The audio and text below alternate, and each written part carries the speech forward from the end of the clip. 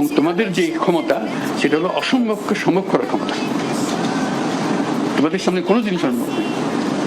শুধু বাংলাদেশ না, তোমরা সারা দুনিয়া পাতে হতে পারো। তোমাদের জন্ম হয়েছে অসম্ভবকে সম্ভব করার জন্য। কাছে ছোটখাটো জিনিস নিয়ে সময় কাটিয়ে না, বড়কে চিনি, বড় জিনিসের মধ্যে থাকে। এই জন্যই আবু সাঈদ এত মহান।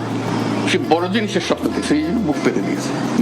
মাঝখানে একটা কথা বারে বারে আসতেছে, এটাও তোমাদের বলি, পত্রপত্রিকা আসতেছে, খামোকা একটা জিনিস হয়েছে, হিন্দুদের আক্রমণ করতেছে, বৌদ্ধদের আক্রমণ করতেছে, এই জন্য তাদের নিয়ে টানাটানি করতেছে। এটা কি দেশের মানুষ না?